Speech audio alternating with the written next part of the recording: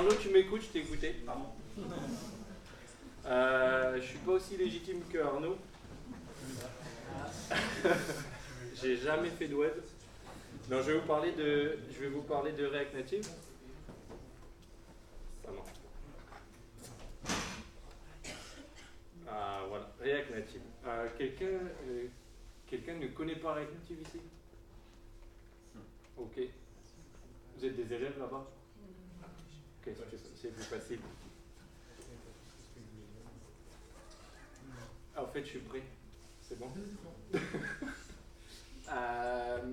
Donc React Native, c'est quoi? C'est un framework créé, développé et supporté par Facebook pour faire des applications mobiles. Et pas que. Aujourd'hui, on peut faire des applications pour les Smart TV, pour la Xbox, pour les desktops. Comment ça marche? C'est du JavaScript qui est passé dans ce qu'on appelle un bridge, qui est traité, fait des allers-retours, et c'est rendu nativement. Je suis pas légitime, n'oubliez pas. C'est rendu nativement sur le mobile. C'est énorme, il y a une grosse documentation, il y a plein de trucs, il y a plein de lectures dessus, c'est très vaste.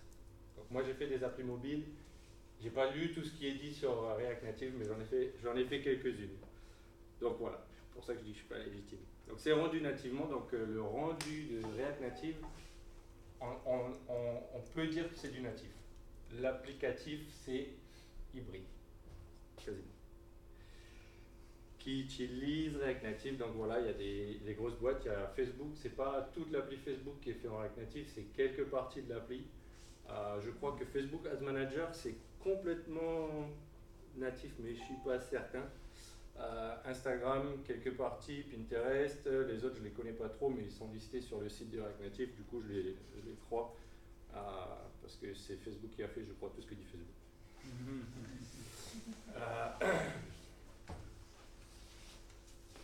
Alors, la concurrence. Aujourd'hui, il y a beaucoup d'applis hybrides qui sont faits avec Ionic. Quelqu'un ne connaît pas Ionic là-bas au fond, je suis sûr que vous ne connaissez pas. Donc Ionic, c'est du web et c'est rendu dans une web view sur le téléphone, sur l'applicatif. Donc il y a beaucoup qui sont faits avec Ionic je parle des gens comme nous, des web développeurs. Le reste, ça va être du React Native et comme des mêmes frameworks que React Native, il y a Flutter et NativeScript. Le reste, c'est soit du vrai hybride, soit du web, soit du natif. Il y a Vue Native qui est apparemment compilé en React Native, je l'ai jamais testé, je l'ai lu, c'est tout ce que je peux dire. PhoneGap, c'est ce qui était utilisé au départ pour Ionic,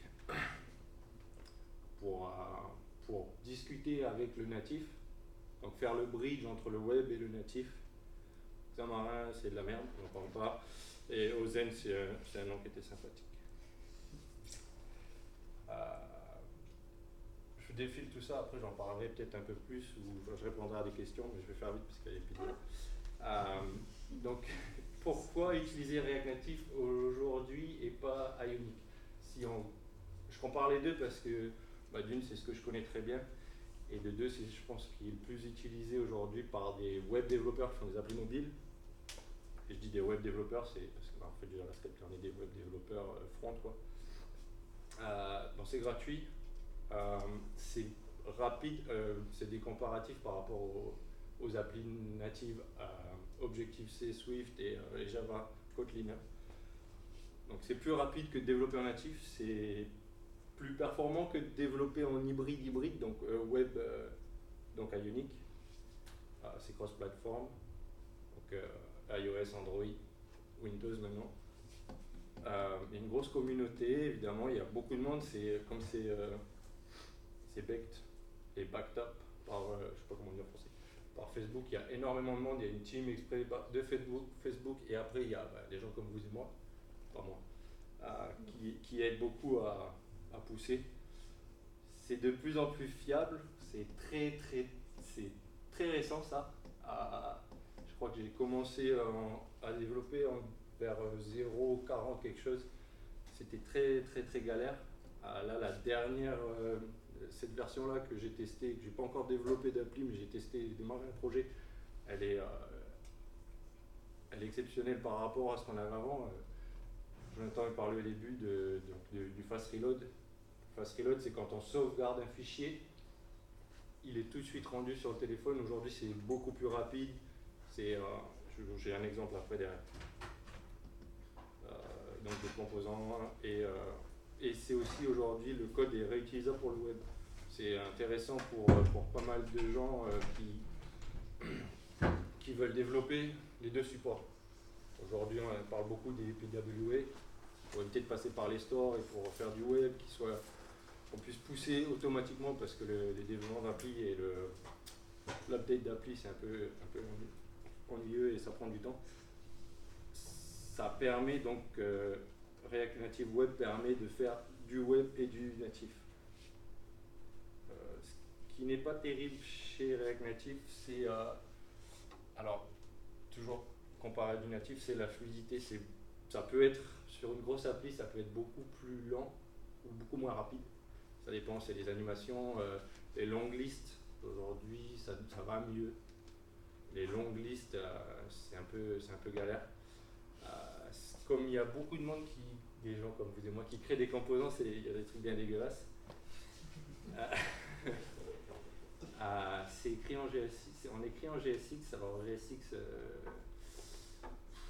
c'est un langage qui va contre nature de tout front-end développeur, c'est qu'on mélange le rendu dans du JavaScript. C'est comme si on écrivait le HTML dans du JavaScript. Au début, c'est très. On se demande ce qui se passe, pourquoi ils font ça, les gens. Première fois que j'ai vu React JS, parce que React Native c'est basé sur React.js, je me suis dit, mais il faut vraiment être débile. Et en fait, c'est faux. C'est très intéressant. Après, je n'ai pas fait des applis pour des multinationales, donc je peux pas dire que ça part pas en sucette, mais c'est très pratique pour faire des vues. Parce qu'on peut toujours décomposer, en tout cas tout ce qui est style et rendu, et ça marche, ça fonctionne. Mais c'est lent à apprendre. Les outils de dev, vous avez déjà ouvert Xcode ou Android Studio ou Eclipse, c'est pas la peine. C'est un peu lourdingue sur une machine pour quelqu'un qui a fait du HTML toute sa vie, du CSS, c'est un peu.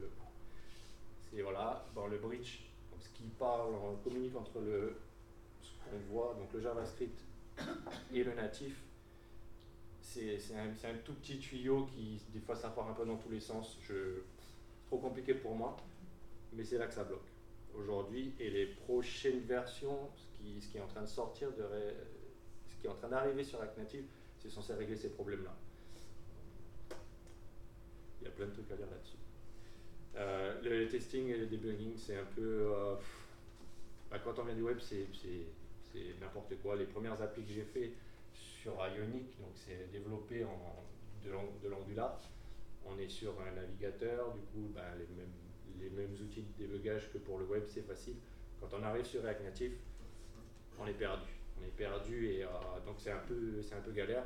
On prend la main quand on a envie, mais c'est un peu galère au départ. Comment j'ai mis ça parce qu'il y a deux façons. Je sais que Jonathan a fait une appli récemment. Il y a deux façons de développer pour React Native. Il y a une façon pour les feignants, la première. Jonathan, non, c'est Expo, c'est une librairie qui englobe, je sais pas comment vous dire, qui englobe React Native, qui facilite le développement. Donc ça évite d'avoir à ouvrir Xcode ou Android et d'avoir à compiler soi-même. Ça compile sur une appli, je crois sur le téléphone, je l'ai utilisé une fois. Donc ça compile sur une appli Expo, c'est ça, qui t'expose ton code. Ça a ses limitations, mais ça a ses avantages. Et je pense pour démarrer, ça peut être très bien. Après, comme je ne savais pas ce qui se passait personnellement derrière, j'ai voulu passer de l'autre côté, donc React Native CLI, où là, on a deux projets, un projet iOS et un projet Android sur son ordi, et on build vraiment. Et voilà ce qui se passe quand on a téléchargé, j'ai fait un truc rapide, on a téléchargé, on a installé le truc de démo et on fait ça. Il y a un start, il y a un petit moteur, un petit truc qui démarre un serveur. Ensuite, on démarre l'appli qu'on veut démarrer. Et c'est rapide comme ça maintenant. Donc ça, c'est la première appli qu'on télécharge. Donc ça, c'est le rendu comme si c'était sur un téléphone. C'est un simulateur sur l'ordinateur. Voilà. J'ai juste filmé ça parce que j'avais pas envie de faire le problème de la démo. Donc il y a des choses qui se passent tout doucement. Là, j'appuie sur des boutons et je fais semblant. Et voilà, ça c'est le mode debug. Donc on peut, vous voyez, il y a quelques options. Je ne sais pas si vous arrivez à voir de loin. Ouais. Donc il y a l'inspecteur. Il y a un inspecteur JavaScript. Et comme l'inspecteur avec la tête. Donc là, on ouvre le mode debug. C'est ouvre une fenêtre sur notre Chrome, enfin sur notre navigateur. Et donc là, il y a la console.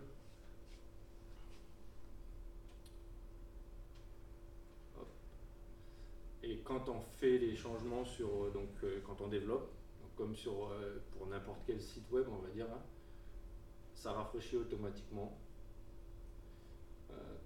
Et en fait, j'ai expérimenté parce que c'était la première fois que je voyais cette nouvelle fenêtre aussi. Donc il y a plein de petits nouveaux trucs. Ça, c'est nouveau. J'ai vu que c'est pour Android parce que, j'ai vu un exemple pour Android. Donc il y a plein de trucs qui se passent. On peut tester nos perfs. Évidemment, ça ne rentre pas là, mais c'est le nombre de frames par seconde. Donc les vrais problèmes qu'on peut avoir quand on fait une app chiadée, il y a des boutons pour reloader. Donc les apps chiadées, donc avec des animes et tout, les frames par seconde, elles drop. On peut vérifier à quel moment ça se passe. Et là, j'ai pas fait des exemples poussés, mais bon, on peut faire du console log. Je sais pas ce qui va se passer après. C'est fini, voilà, il y a des liens, on peut cliquer, c'est bien d'avoir des liens sur les applis mobiles. Je ne sais plus ce qui se passe, après je crois que c'est fini. Ouais, c'est fini, elle est magnifique ma vidéo. Et ça c'est juste ça a donné tout ça. La vidéo que non, j'ai failli, hein, j'ai vu derrière, ils y croyaient. Non, ça c'est l'appli Hello World. C'est tout ce qu'il faut pour avoir, c'est tout ce qu'il faut comme code pour avoir aujourd'hui une appli qui écrit Hello World sur l'écran qu'il y avait juste avant. Contrairement à ce qu'on peut voir sur Angular aujourd'hui, où on en parlait tout à l'heure, où il faut remuer la terre entière pour avoir un truc. Qu'est-ce qu'il y a derrière? Je sais plus. Et après on déploie. Alors les déploiements, voilà, cette tête, c'est les premières fois quand on vient du web, c'est très galère parce qu'on ne connaît pas le code natif. Il y a pas mal d'endroits où il faut bouger du Java, bouger de l'Objective-C. C'est plutôt bien expliqué. Il ne faut pas être feignant et puis ça vient. Et voilà, c'est tout, ça sent la pizza. Si vous avez des questions, n'hésitez pas.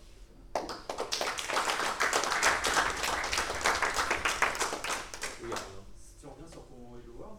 Pep, il est magnifique si tu dis quelque chose. Du coup, je vois que Text et Vue, ils viennent de React Native. Oui. Est-ce que tu peux réutiliser des composants React ou pas? React.js, tu veux dire? React.js, ouais. Alors, non. Tout ce que tu vas utiliser de React.js, c'est... non, pas tout, mais il y a quelques trucs, mais souvent, c'est la première ligne, c'est tout ce que tu vas importer de React.js. En fait, des composants React.js, tu parles des composants visuels, toi? Oui, par exemple. C'est du web. Je l'utilise pas. Ouais, tu peux pas? D'accord. Alors, j'ai pas testé React Native pour le web, j'ai jamais fait ça. Je suppose que c'est à ce moment-là que tu peux faire dans l'autre sens. En fait. Voilà, dans l'autre sens. Parce que dans ce sens-là, je vois. Il y a peut-être des librairies, tu en connais toi? En fait, ce qui se passe, c'est que quand tu vois Vue et Text, en fait, Vue c'est une fonction, Text c'est une fonction. Et donc du coup, en fait, si tu regardes sur les deux imports en haut, React c'est la librairie, donc c'est le corps de React, et React Native c'est les composants que tu vas pouvoir pour React Native. Et donc du coup, dans le web, tu vas utiliser React DOM. view ou un texte, tu vas avoir une div et un paragraphe par exemple. Donc du coup, si tu crées des éléments, des composants de visualisation sur React.js, par exemple avec la librairie React, à l'intérieur, il faut juste que tu en fait, ça n'est pas terrible parce qu'il faut qu'il y ait une détection d'environnement pour savoir lequel tu vas distribuer. Mais il y en a qui le font pour des raisons d'avoir pour réutiliser le code, en fait, pour partager le top component. En gros, c'est ce qu'ils appellent les UI libraries, donc c'est des kits d'éléments de design qu'il faudrait centraliser, mais je ne suis pas sûr que ce soit vraiment le meilleur des.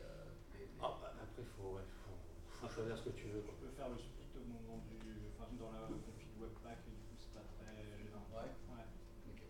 Et du coup, tu peux importer après des composants React Web dans ton appli. Ouais, j'imagine qu'il peut arriver à un plus haut niveau, mais du coup, tu as quand même une détection d'environnement pour savoir si. Ouais.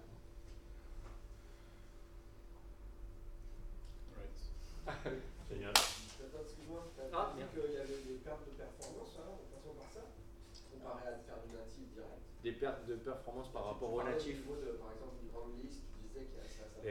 Et ce qu'il y a depuis. Alors, il faut suivre un peu parce que tout ce qui se passe en ce moment, je ne suis pas au fait du jour des 2-3 derniers mois, mais ce qui se passe sur les grandes listes, en fait, dans le natif, c'est que on n'imprime que ce qu'on voit, voire x2. Et donc, quand tu scrolles une liste très rapidement, elle va arriver vide. Les éléments, il sait qu'il y a un nombre d'éléments, mais ils vont arriver vides. Et sur React Native, c'est pas encore très rapide cet update des listes, des grosses listes, parce que c'est des gros objets. Franchement, techniquement, j'ai pas les notions pour expliquer le pourquoi du comment.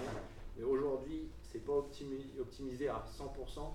On va dire qu'ils y travaillent. J'ai l'impression qu'ils y travaillent tout le temps. Je ne pas trop comprendre pourquoi. C'est parce que je pensais que tout l'avantage, c'était justement d'avoir ce niveau d'abstraction et ensuite d'avoir un rendu natif. Alors le rendu natif, la discussion n'est pas. Il y a ce bridge. Le problème, c'est ce bridge entre le JavaScript et le natif. Le rendu, la vue qu'on voit, elle est native du coup. C'est pas une WebView.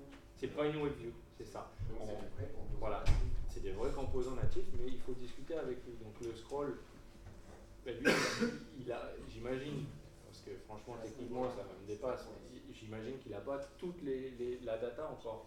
Et donc elle doit s'updater. Pour s'updater, il faut qu'il sache qu'il a fini son scroll. Enfin, il y a, je pense, énormément de. Tu parlais de cette pipe là, parce que c'est là que la coince. C'est ce bridge, c'est le gros problème, c'est en train de réécrire pas mal de trucs.